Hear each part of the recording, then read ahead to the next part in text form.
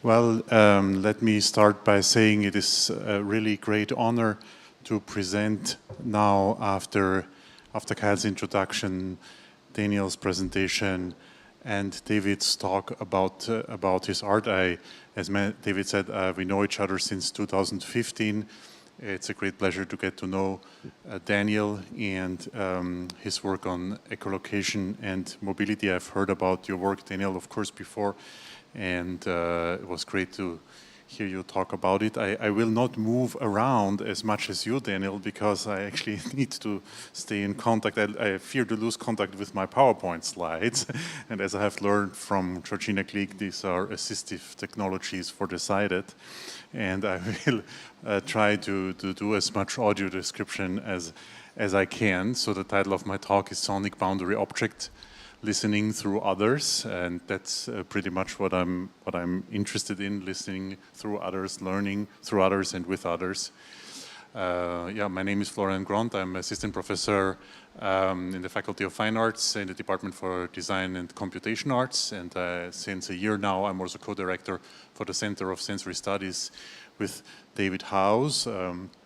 Kyle had mentioned that we have a biannual conference on common senses, which took place this May, and we had, amongst others, also Kyle present, which was really a great pleasure. We also had David present, so it's wonderful to see the community, or part of the community, be gathered again here.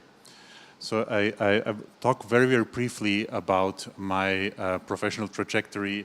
I started in the natural sciences, and one of the things that I almost always did, no matter what subject I studied, I tried to kind of make it more readily available to my senses. And here you see some visualizations of dynamical system theory research results. So really this idea of sensorification, almost, to make it graspable in one way or another, starting with visualization, is something that accompanies my research from the very beginning.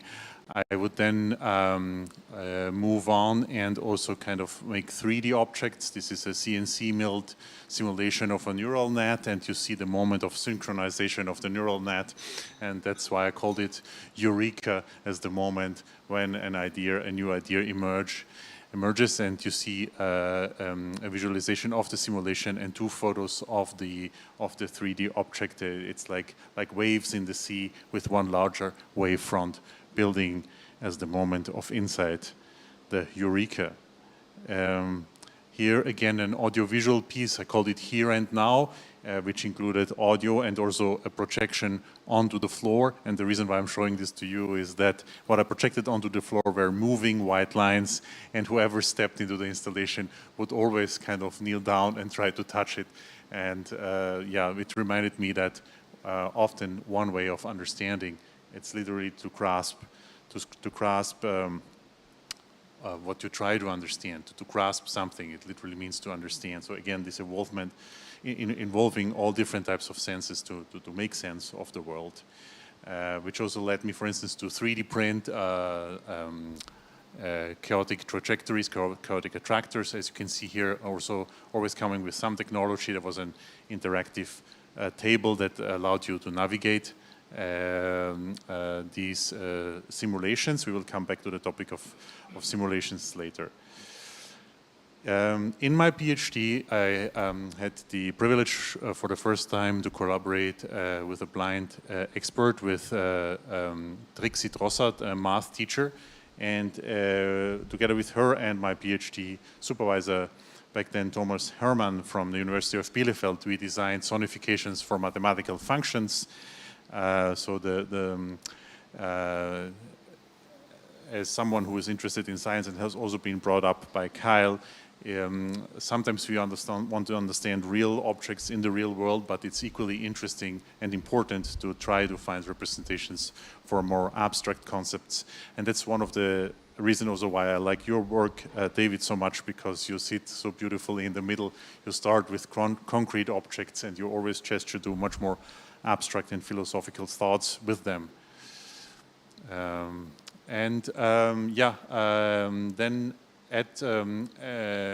in Montreal, at Concordia and McGill, I had the opportunity to curate David's work twice. I will show some images, and I also worked in the Shared Reality Lab under Jeremy Cooper's talk, working on assistive technology and also immersive sound. I want to say I have 2 slides about immersive sound. One thing that I'm really particularly interested in and have done research and artistic work is ambisonics, so immersive sound. What is ambisonics? Ambisonics is a way to represent sound fields in 3 dimensions, so you would not only hear left, right, front, back, and up and down. So yes, so this is ambisonics, but then you can extend that to what is known as 6 degrees of freedom. So you can sample a space with many of these immersive recording technologies and then try to stitch them together, interpolate between those, and so create a seamless navigation, 6 degrees of freedom in audio. We do know that from video games. Video games have 6 degrees of navigation, but there the sound is mostly synthetic. And so also in the interest of recording real world, for instance, for echolocation, and try to bring that into the digital realm. That's why I'm particularly interested in these technologies, and I started working with them at sound recording at McGill, and later also continued with the company Zilia, who was the first to bring out these fantastic tools.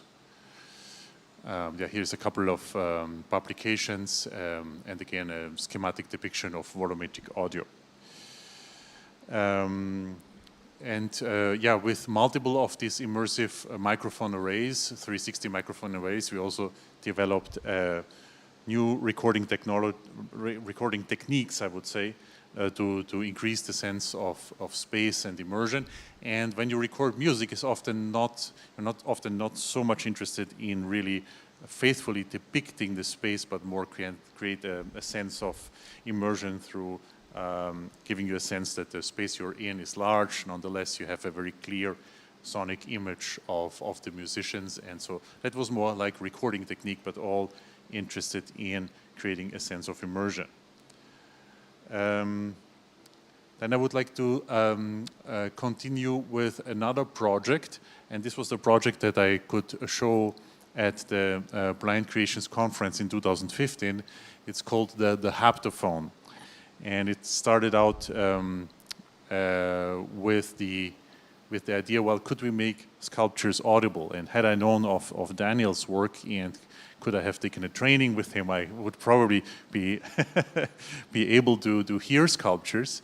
Back then, I didn't know that, and we tried to simulate those. And here you see some small replicas of sculptures, 3D printed. And then we did some participatory co-design. The idea was really that you could touch this little sculpture and you see a microphone in the image next to them, and so you could click with your finger or your tongue and trigger a sonic representation of this sculpture. If you rotated the sculpture, we changed the convolution kernel in technical speak. Basically, that means the sculpture would sound differently. And one of the things that I would be really interested in also in hearing from everyone here, expert in echolocation, what opportunities you see in these different scales of experiences to be able to create something that is a small scale model, but connected with a large-scale echolocation experience, and therefore be able to connect these different scales. I'm curious to hear, and maybe we can continue this discussion in the afternoon during the workshops. So maybe a couple of words about why I called it the Haptophone. I was inspired by the Dada artist Raoul Hausmann, who I think even had the first patent on the optophone, which was the first technical device to translate visual material film, I think it was, into sound, and it was back then meant to be an assistive technology, but apparently very, very cumbersome. And so we thought, like, why not connect touch with sound instead of vision with sound? So that's why we came up with the Haptophone. And here you see some images of the haptophone while we made it in the studio, and then at the Blind Creations Conference, on the left you see Georgina Krieg trying the haptophone, and on the right my dear friend Peter Vos. Here we see the haptophone in action. You will not hear the sounds because I recorded it with my mobile phone, but you will see how or hear how people interact with it. So just to describe the haptophone, it is a rotating white cube on top of a pedestal, and this cube has an opening. You can reach into the opening with your hand, and inside you will be able to touch a small sculpture, and depending on how you rotate the cube, you get a different sonic feedback. All over the haptophone, we had instructions in Braille. So we see here David interacting with the haptophone. David is just clicking with his hand in the cube, turning the cube, walking around the cube, and unfortunately it's only him who can hear the sounds, but it gives you a sense of the speed and focus. Here we see Peter Vos also touching it and clicking not as hard, another conference participant. And I'll jump a little bit because because I wanted to show you also funded by Canada Council for the Arts. Peter Vos is reading the credits in Braille to create visibility for the funders. It wasn't otherwise visible for anyone. Everything was just in Braille. Hannah Thompson reading the credits. Council for the Arts. Oh, les arts et lettres.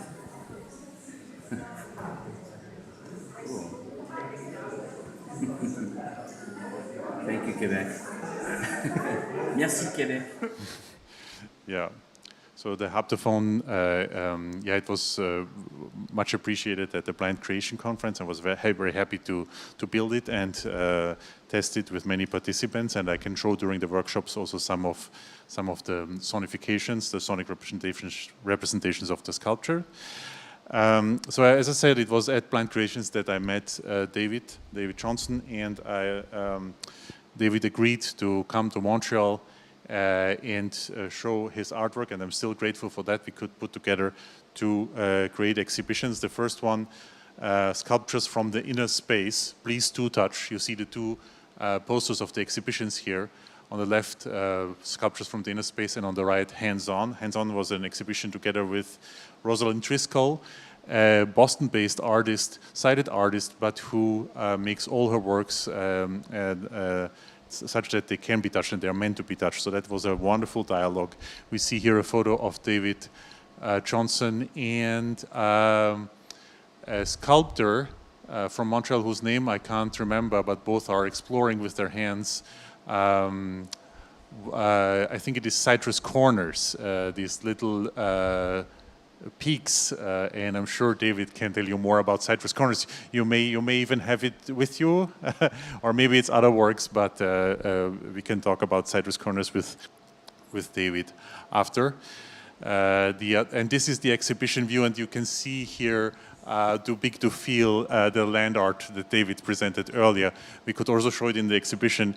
It was of course a projection, but it was wonderful because we would just tell David on which wall it is projected, and it beautifully integrated into the whole exhibition space, bringing a piece of land art into the experience.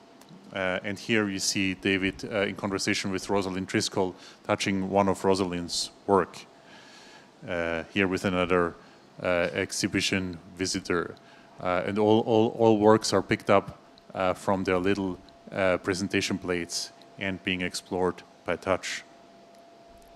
And here we see, and I was really very glad, David, that you presented your research questions of your PhD, because you had a beautiful artist statement and you expanded so much on it. And this is how we presented it. We had it black print and transparent Braille with a sticky foil on top of it, and it reads, "I'm concerned to exploit the well-documented idea that sighted people's vision can be altered, improved, or changed by their encounters with the blind." And the artist statement was, of course, much longer. It was several pages long, but this was the statement that stuck with me, where I took a photo, and was also a really interesting way to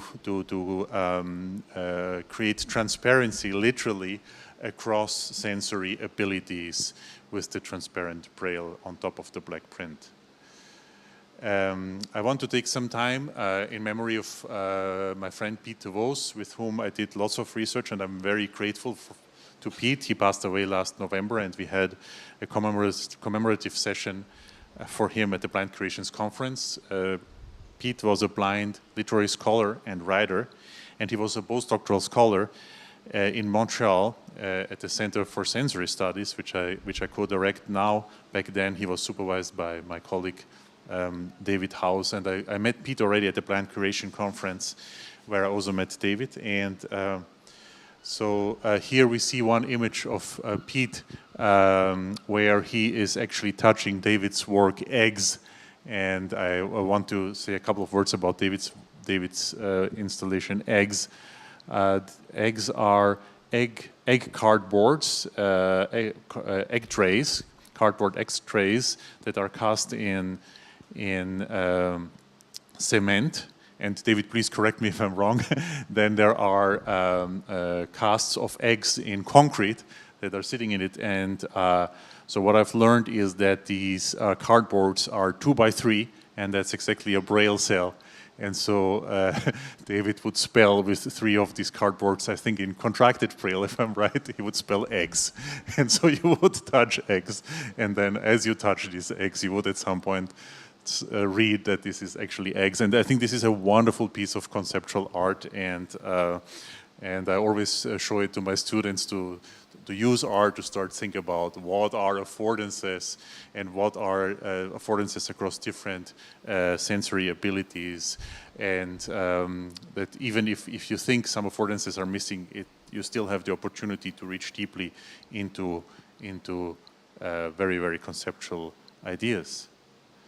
So, as I said, Pete de Vos was a literary scholar and writer, and I have one poem from Pete that I want to read, and it's for you, Kyle, because I know, Kyle, you also sonified black holes, so you're interested also in astronomy.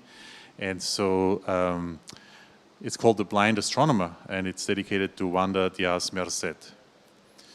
I hear you, Wanda, on YouTube speak, supernovas caught clever.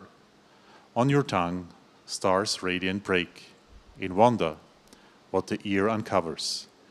Glued to the night, there was a kid, one eye locked on the pale butter moon. Take a good look, Mama whispered, like she foresaw the quick shutting view. Meanwhile, untouched, the riddle remained, how light years ago the spiral outspanned. What now we know as space and time, the origin unseen that never began. But in the awe we shared, it's this riddle that binds us, woman and child. And one of these poems touches me for many reasons, but one of it being this strong connection between the desire to understand the universe, also with scientific means, but everything being strongly relational and being, in the end, a relation amongst humans who want to understand together. So this is to honor Pete, with whom I started my research on sonic boundary objects. We see here Pete with a chest-mounted mobile phone as a camera and binaural microphones when I was out with him exploring nature. And so this was always a fantastic experience to explore things with Pete.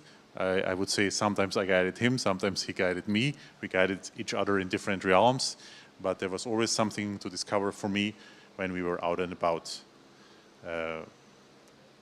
So I'd like to move to the idea of sonic boundary objects that I started with Pete.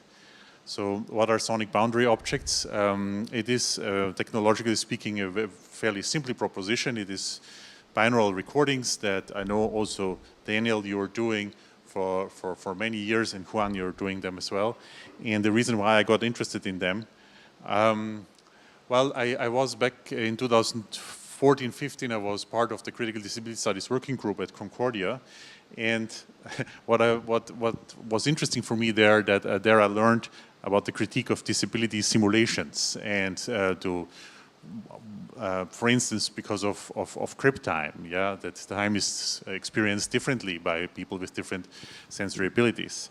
And so what was interesting to me was that I thought, like, okay, I understand why we would critique simulations here, but with my background in natural science, I was like, well, simulation is, we cherish simulation. Simulation is what we have as scientists, and how could we possibly, you know, try to bridge this? And then also I started to read up on ethnography and autoethnography, and it is also really what you said, David. What was your research methodology? Your research methodology was being in the world with your body, right? And I could not possibly be in the world with your body. I can only be in the world with my body. And so this is one of the basic conundrums of participant observations, yeah? So, and so I thought, like, wow, could we possibly use technology to kind of step into each other's shoes, or say, you know, listen with each other's ears and try to use immersion through sound and first-person perspectives? And that was really what I was first really interested in. Could we record Pete's experience from a first-person perspective through binaurals, and then use that as a starting point for conversation? So the idea is that Pete he would interpret his own experience, and it wouldn't be me, the researcher, who interprets his experience, yeah?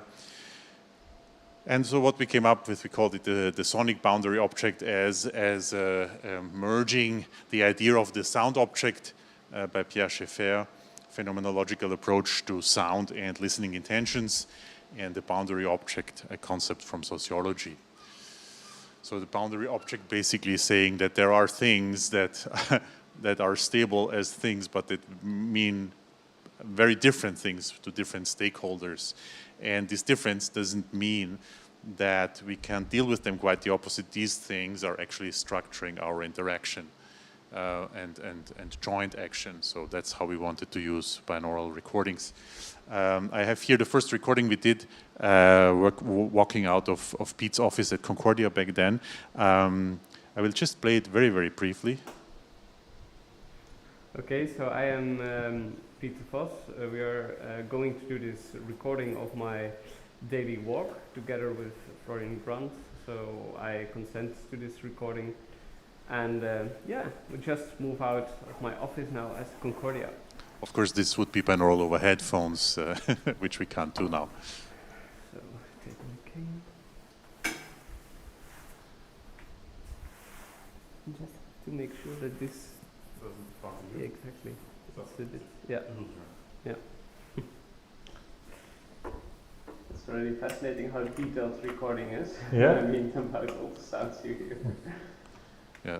So we would then mix the commentaries from Pete onto the original recording as a trace of the sonic boundary object. Walking through the corridor here at Concordia. And so here Pete is just telling us how he's navigating out from his office. I'll stop it here because on the next slide we see how Pete is walking into the metro, and I want to use this recording to talk about a couple of things that lead to further research question for us.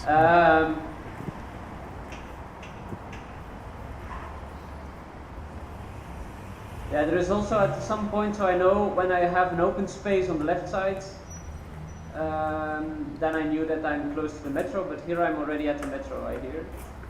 So the doors, yeah. So here we're clearly inside the metro, this echoing space.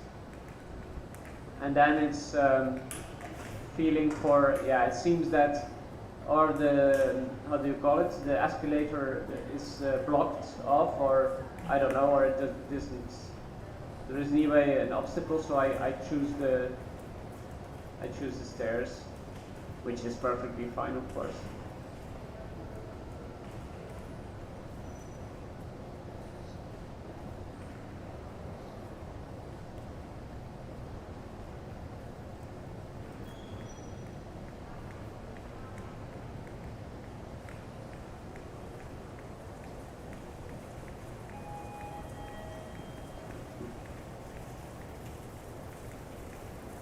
Oh yeah. So here we have this sound on the right, which is like water, and at first I was looking for the escalator to go down, and I just heard something, and so I first didn't realize that it was the wrong sound. So yeah, I needed to find the escalator. There it is.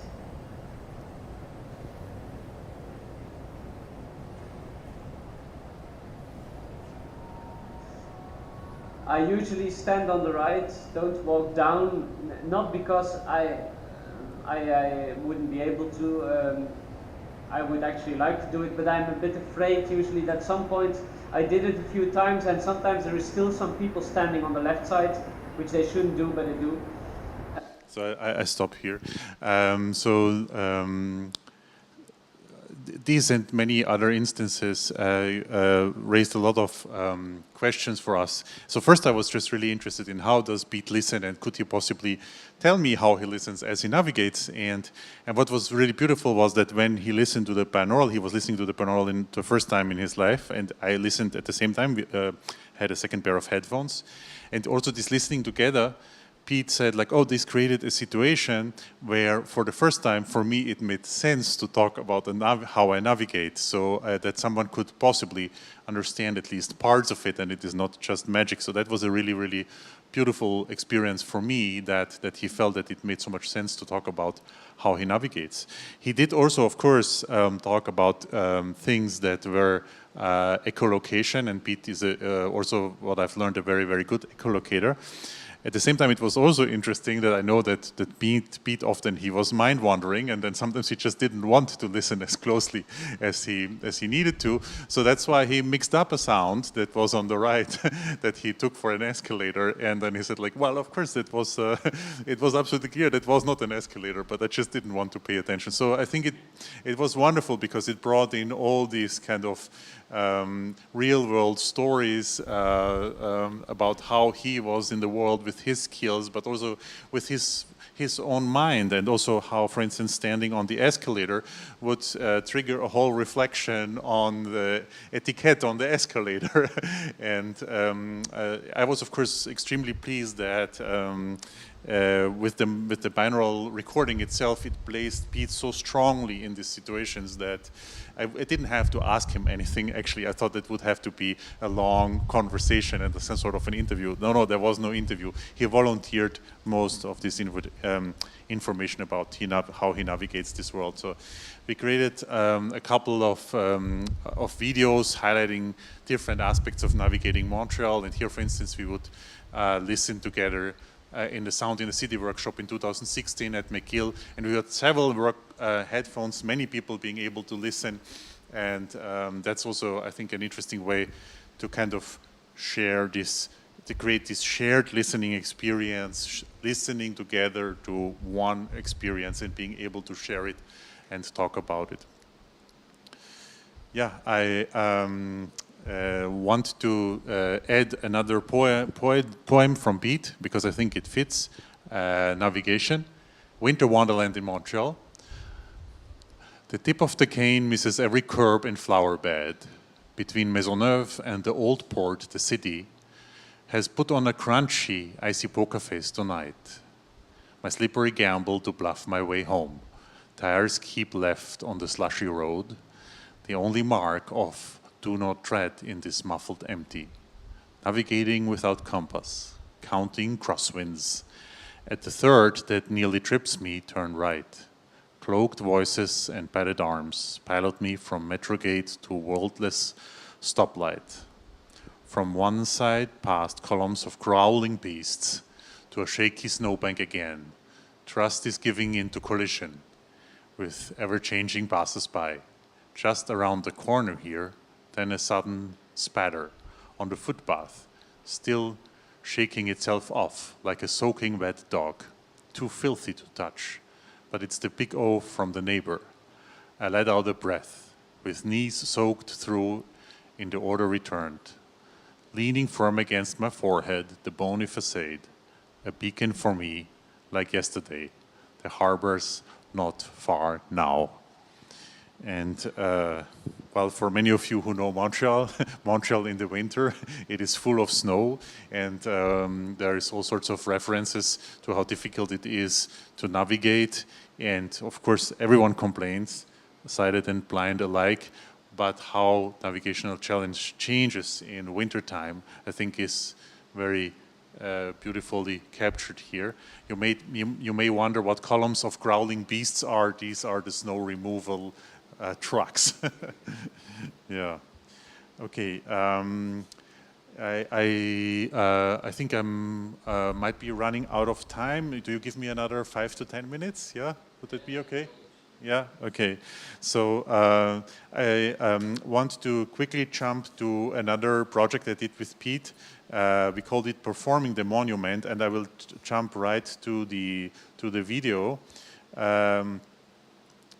Performing the Monument is about the stumbling stones that we have in Central Europe mostly. Some of you might have heard about the stumbling stones. The stumbling stones are brass plates that are inserted into the ground on the sidewalk next to houses where people who were deported and killed in the Holocaust lived before they were deported. And there is one such stumbling stone in Graz in Austria for Irene Ransburg. Irene Ransburg was a deafblind poet, and it is in front of the Odilian Institute, the Institute for the Blind in Graz in Austria. And this is the first stumbling stone that is in engraved black print and in Braille. And so when we heard of this stone, we thought, like, this is actually really quite interesting, because it is interesting that there is a Braille stumbling stone, but if you don't know that there is one as a blind person, you would actually never touch it. And so that's why we thought, like, okay, we have to perform this monument. And so what you will see here is Pete walking to the stone, and he will read the inscription. And we did that twice. First, you will just hear the sound, and then we did a second iteration with the audio description. I might just jump to the audio description or close to the audio description, and let's listen to that. Performing the Monument by Pete DeVos and Florian Grond, 2020.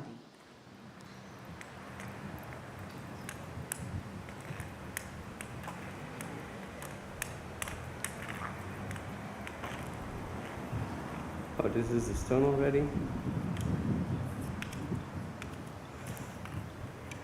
So this is the Stolperstein. And then jumping to the audio described version. A young man walks down a street, searching with his cane for a stumbling stone. Stumbling stones are small, cobblestone-sized brass memorials to commemorate victims of the Holocaust. Oh, this is the stone already. They're inserted in the sidewalk where these people used to live before they were deported. The man kneels down and reads the inscription on the brass plate. The Stolperstein, and the text reads as follows. Hier woonte Irene Ransburg, born in 1898, verhaftet on the 21st of September in 1944, deportiert in 1944 to Theresienstadt, ermordet on the 23rd of October 1944 in Auschwitz-Birkenau. And the text man reads the inscription again. Here woonte And now we see his Irene fingers Ransburg, moving over the Braille inscription. born Two in stumbling stones are commemorating the 1898, same person, verhaftet one in black print, on one the in Braille. 21st of September in 1944, deportiert in 1944 to Theresienstadt, ermordet on the 23rd of October 1944 in Auschwitz-Birkenau.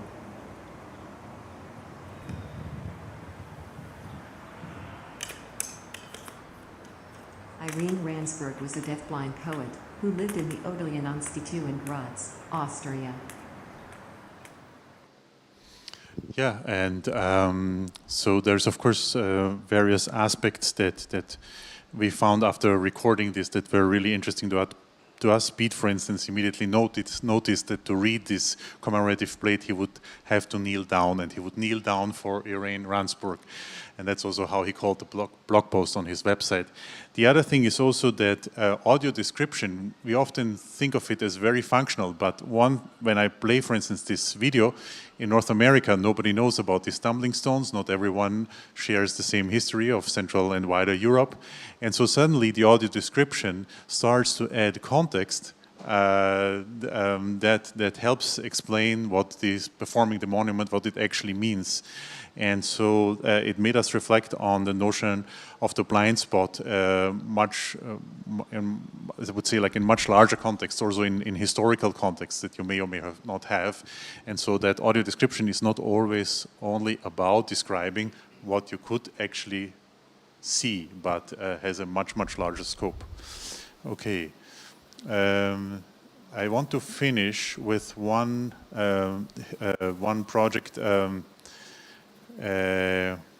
that I did with electroacoustic composer Chantal Dumas in Montreal and the local organization for the blind, le Regroupement Aveugle et Amblyopes de Montréal Métropolitain. And we called it Montréal Invisible, and we used binaural microphones and asked members of the blind community to go with us on a walk through the parts of Montreal that they like most to show us their city. And so we recorded Montreal from a blind binaural perspective, and then we turned these recordings with reflections on these walks into 6 podcasts that are now on the website on the community website,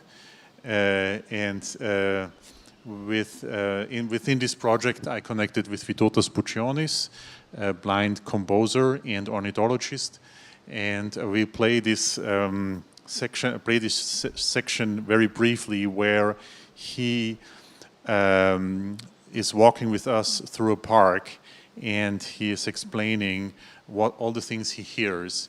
And mostly he's interested in birds, and you will see in the second recording why. And this is the moment where he's explaining the birds to my daughter. And so the reason why I want to finish with this is that, as I said, like when you go out and about with friends and colleagues with different sensory abilities, it's always a mutual learning that is going on.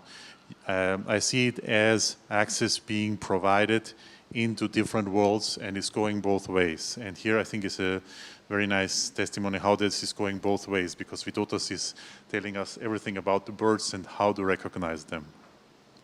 On a beaucoup plus de bruits chanteurs qui chantent maintenant.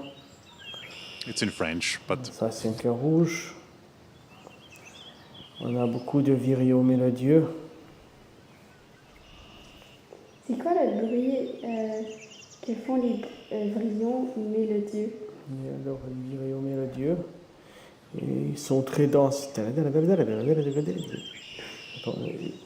je vais te le signaler. Ils sifflent.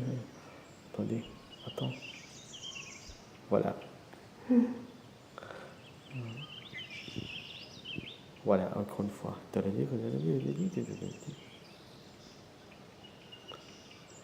Là, on dirait qu'ils chantent en vague. Okay, and so Vytautas is a sound recordist himself, and he brings these recordings back home, and together with my students we could also work on an accessible playback system for him so that he can later use that as scores for his live improvisations that are actually highly structured and very beautiful. And I want to finish with a couple of minutes from Vytautas improvising along the bird songs that he records.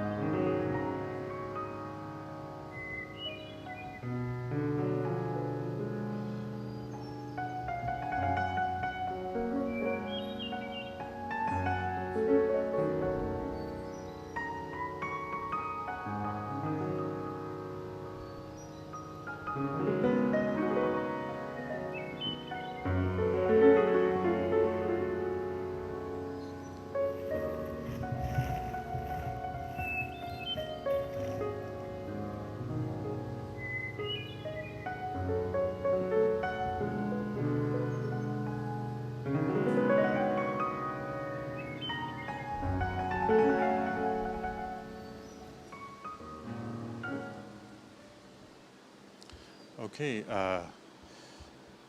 Yeah, I had a couple more projects, but I'm running out of time. And thank you so much for bearing with me. And I would also here like to thank for all the beautiful collaborators that I have and that let me into their world and make me discover amazing things. Thank you, everyone.